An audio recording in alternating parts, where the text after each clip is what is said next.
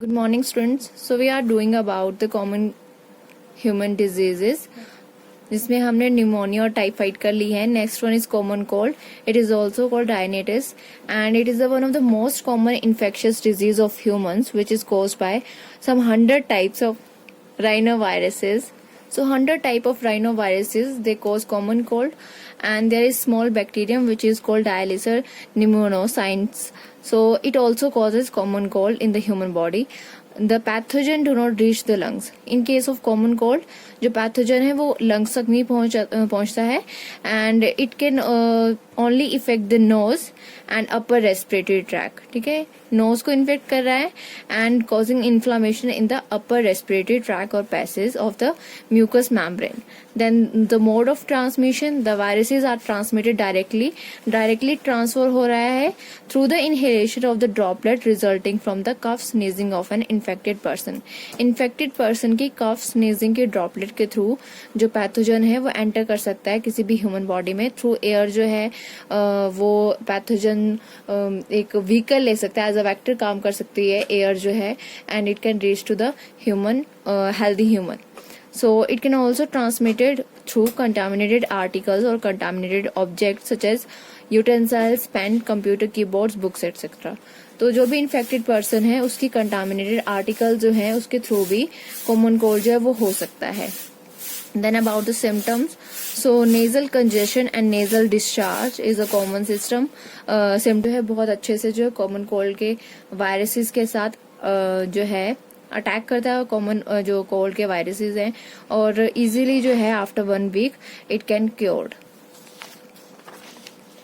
Then about the next disease, that is dengue. It is viral disease which is caused by a single positive RNA stranded virus, that is DNEV, DENV actually. So viral disease है और single positive RNA stranded virus cause कर रहा है. It belongs to the genus Flavivirus. So Flavivirus जो है वो genus है इसकी which belongs to the family Flaviviridae, and the disease is spread by the female tiger mosquito.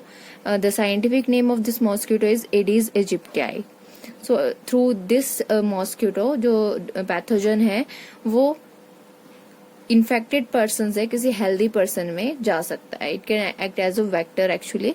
So once infective the mosquito remains infective for life. एक बार infective होगी तो जो मॉस्किटो है it can infective for the life, and it is active during morning and evening but can bite any time and during the whole year. ज्यादातर जो mosquito है वो मॉर्निंग या इवनिंग टाइम में एक्टिव रहती है, but it can bite you at any time and during the whole year.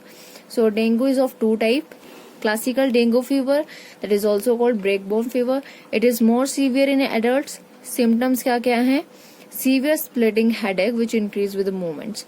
बहुत ज्यादा हेडेक होगी, जैसे जैसे मूवमेंट अगर हम करेंगे तो उतनी ज्यादा हेडेक जो वो बढ़ती जाएगी. देन बैक एक, ब्रेकबोन और joint pains and muscles pain. Chills भी आते हैं ड्यूरिंग दिस डेंगू फीवर. जैसे कि नेम सजेस्ट करे ब्रेकबोन फीवर, तो जो बैक है, जॉइंट्स हैं, वहां पे ज्यादा पेन रहेगी. Then rashes on the chest and upper limbs, loss of appetite हो जाएगी, नोजिया वॉमिटिंग रहेगी during this classical dengue fever. Then next type of dengue fever is dengue hemorrhagic fever. DHF is the short form. Then symptoms are, it is fatal form that starts with the fever 101 degree to 105 degree Fahrenheit. So 101 से start होता है ये temperature जो है और 105 की range तक रहता है. Then nausea, headache, vomiting, abdominal pain जो है वो ज्यादा रहेंगी डेंगू हेमोरेजिक फीवर में. Next symptom is internal bleeding रहेगी which leads to the blood in the stool. Faeces में जो है वो ब्लड आ सकता है, यूरिन में ब्लड आ सकता है, एंड वॉमिटिंग में भी ब्लड आ सकता है. एब्डोमिनल पेन ये तो मैंने पहले ही डिस्कस करे, सीवियर रहेगी. Then excessive thirst leading to dryness of the mouth. Blood supply to vital organ is reduce हो जाएगी जो भी ब्लड सप्लाई है to the various organ, and it leads to dengue shock syndrome with rapid weak pulse. जैसे जैसे ये symptoms increase होते जाएंगे तो लास्ट में ये जो सिम्टम्स हैं it leads to dengue shock syndrome with rapid weak pulse. So mode of transmission क्या है ये भी पहले डिस्कस कर लिया हमने, that it is transmitted by the bite of Aedes mosquito, tiger mosquito which is commonly called. And with the help of this mosquito जो pathogen है वो एंटर कर सकता है किसी हेल्दी पर्सन में फ्रॉम द इन्फेक्टेड कैरियर। तो preventive measures क्या क्या रहते हैं, elimination of the mosquito breeding places, जो वेक्टर है उसको हम रिड्यूस कर सकते हैं, ठीक है। वेक्टर अगर नहीं रहेगा तो पैथोजन जो है वो अपना लाइफ साइकिल कंप्लीट नहीं कर पाएगा इन द मॉस्किटो, और फ्रॉम द इन्फेक्टेड पर्सन जो है वो हेल्दी पर्सन में जाने के चांसेस नहीं रहेंगे फिर, क्योंकि जो वेक्टर है एक्चुअली वो हेल्प कर रहा है पैथोजन को मूवमेंट में, ठीक है, from the infected to the healthy carrier. So elimination कर देंगे ऐसे प्लेसेस को जहां पे मॉस्किटो ब्रीडिंग ज्यादा हो रही है। कवरिंग द वाटर कंटेनर्स को ढक के रहेंगे, क्योंकि ज्यादातर ब्रीडिंग मॉस्किटो जो है वहां पे ब्रीड करती हैं जहां पे ज्यादा पानी रहता है actually. Then putting a thin film of oil on the top of water surface in coolers के जो वाटर है कूलर्स में उनके ऊपर अगर हम थिन फिल्म बना दे ऑफ द ऑयल, क्या करेंगे 1 or 2 droplets of the oil हम कूलर के पानी के ऊपर जो है वो डाल देंगे, और it can make a thin film actually, और उस फिल्म पे मतलब मॉस्किटो जो है वो आएंगी नहीं, ठीक है, because of this oil. So this is the dengue, ठीक है। डेंगू के हमने डिस्क्रिप्शन कर ली, 2 टाइप्स कर ली, mode of transmission and then preventive measures. Next one is ringworm. So many fungi are also responsible for common infectious diseases in man. बहुत सारी fungi जो है वो कॉज करती हैं, ठीक है, इन्फेक्शियस डिजीजेस हैं। And fungi belongs to genera Microsporum, Trichophyton and Epidermophyton. इन जेनरा से जो फंजाई बिलोंग करती हैं they responsible for ringworm in man, ठीक है। जो रिंगवर्म है वो ज्यादातर इन 3 जेनरा के थ्रू जो है वो होती है। देन मोड ऑफ ट्रांसमिशन क्या रहेगा, the infection is gain from soil और बाय यूजिंग टावल, क्लॉथ और even comb of infected person. Infection जो है वो सॉइल के थ्रू एंटर हो सकता है आपकी बॉडी में, या फिर हम किसी इन्फेक्टेड पर्सन के टावल, क्लॉथ और इवन कॉम्ब भी यूज करेंगे तो उसके थ्रू भी जो ये रिंग वर्म है फंजाई जो है वो इन्फेक्शन कॉज कर सकती है किसी हेल्दी पर्सन में। Then symptoms are appearance of the dry skin हो जाएगी, lesions of the various body part such as skin, nails and scalp, and then intense itching, बहुत ज्यादा इचिंग होगी। So these are the sign and symptoms of the ringworm. Then amoebiasis, which is the next disease, it is also called amoeboic dysentery, is a protozoan infestation of the upper part of the large intestine, which is characterized by ulceration of its mucosa, passage of mucus, necrotic mucous membrane and blood in the stool.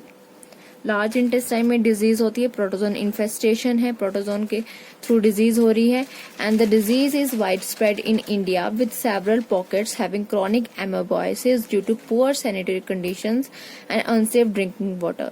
Poor sanitary condition की वजह से बहुत सारे जो ये disease है वो बहुत सारे एरियाज में फैली हुई है इंडिया में, एंड ड्यू टू क्रॉनिक एमोबॉयसिस, ठीक है, लॉन्ग टर्म डिजीज है ये। अगर प्रॉपरली सैनिटेशन नहीं हो रही है, अनसेफ ड्रिंकिंग वाटर है, ठीक है, वाटर जो है वो सेफ नहीं है, उसमें कंटामिनेटेड है, so it can leads to the this disease, ठीक है, amoebiasis disease actually. And the pathogen of this disease is caused by monogenetic protozoan known as Entamoeba histolytica. This is the pathogen of this amoeboic dysentery. Then mode of transmission, the infected person by ingesting cyst with food and water. These are carried by flies on the food and drinks. Then it injured intestinal lining and feeds on RBCs and cell debris. Then cysts of the Entamoeba histolytica present in the stool of the infected person are the source of infection. एक तो जो cyst है, ठीक है, जो कि stool में infected person के फीसिस में प्रेजेंट है, वहां से फ्लाइज क्या करती हैं, कैरी करती हैं पैथोजन को, और अगर कहीं पे फूड पे या किसी ड्रिंक पे बैठती है तो वहां पे पैथोजन जो है वो फूड को कंटामिनेटेड कर देता है, और उस फूड को अगर हम इनगल्फ करते हैं, ईट करते हैं, तो वहां से पैथोजन हमारे माउथ के थ्रू एंटर कर जाता है और इंटेस्टाइनल लाइनिंग को इंजर्ड करता है and feeds on the RBCs. Then some animals also carry the infection. Example: cat, dog, monkey, rabbit, rat, etc. So हाँ, मैं फ्लाइज की बात करी थी। जो फ्लाइज हैं वो पैथोजन को कैरी करती हैं, but there are animals also which can carry the infection. So cat, dog, monkey, rabbit, rat जो हैं वो कॉमन एनिमल्स हैं जो कि इस पैथोजन को कैरी करते हैं। Then a cyst is viable for 3 months and the incubation period is 5 days to several months। Incubation period जो है वो 5 days से 5 दिन से काफी मंथ्स तक रह सकता है। Then Entamoeba histolytica is dimorphic that is occur in 2 forms, harmful magna form which is the larger one and smaller harmless minuta form. 2 form में रहती है, एक तो लार्जर वन और स्मॉलर वन। लार्जर वन जो है वो काफी हार्मफुल है, मैग्ना बोलते हैं, और जो स्मॉलर वन है हार्मलेस है, minuta form. When the infection is severe the parasite pass into the blood stream and enter various body organs. जब इन्फेक्शन सीवियर हो जाता है तो पैरासाइट ब्लड स्ट्रीम में आ जाता है और वेरियस बॉडी ऑर्गन्स को इन्फेक्ट करता है। Then the most commonly affected organs are liver, lungs, spleen and brain. तो मोस्टली इम्यून सिस्टम के पार्ट को अफेक्ट करा, स्प्लीन को इन्फेक्ट करा, लिम्फेटिक सिस्टम में आता है, ब्रेन को, लीवर को, लंग्स को। Then the feeding stage of parasite is called trophozoite. Trophozoite बोलते हैं, ठीक है, फीडिंग स्टेज को, ये भी याद रखनी है। और जो कि मैग्ना फॉर्म है, मैग्ना फॉर्म हार्मफुल है, ठीक है, and the feeding stage is called trophozoite और magna form. It stop feeding prior to cyst formation. The non feeding pre cystic stage is called minuta form.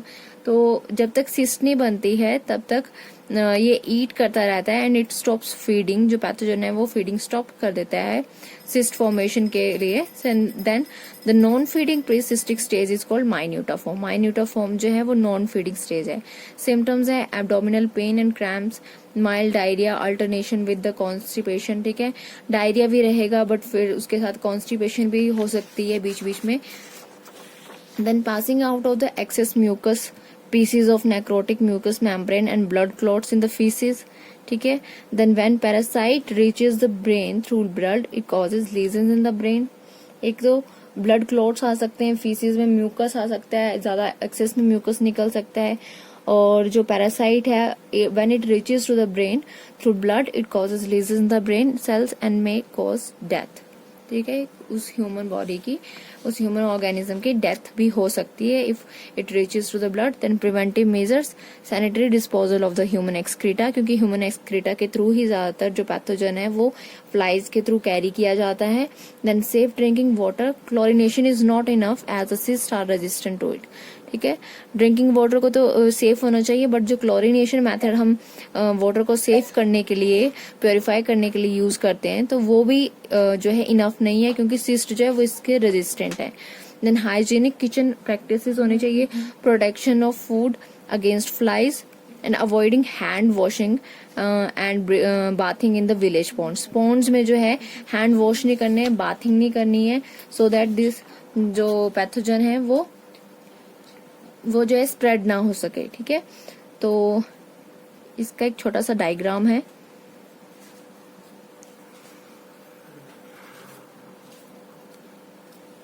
एंटामोeba histolytica का ये जो है magna form है और सिस्ट फॉर्म अगर मैं show करूं तो सिस्ट फॉर्म कुछ सर्कुलर फॉर्म में रहती है। न्यूक्लियस और फूड वैक्यूल मेन है। दिस वन इज न्यूक्लियस,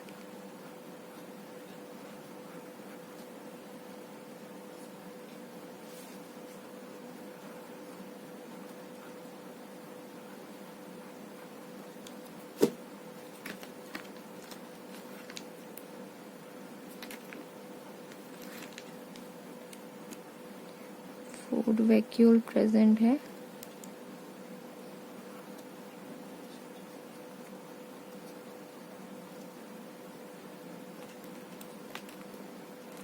कुछ एरिथ्रोसाइट्स भी प्रेजेंट है।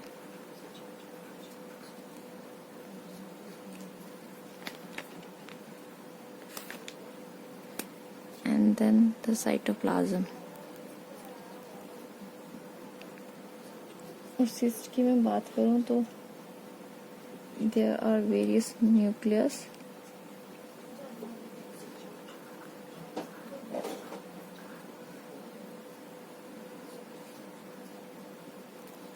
Cytoplasm.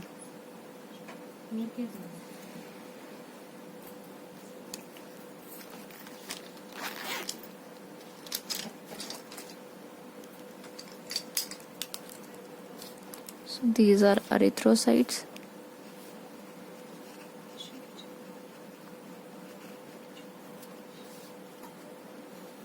This one is nucleus, food vacuole,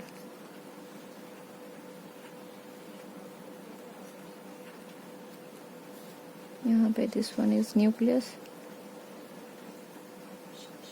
and this is cyst wall.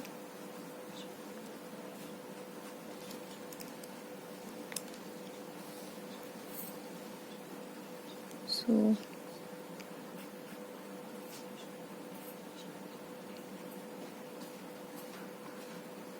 let's see. तो ये जो है this is cyst, this is minutiform, and this is trophozoite. These are all the structure of Entamoeba histolytica.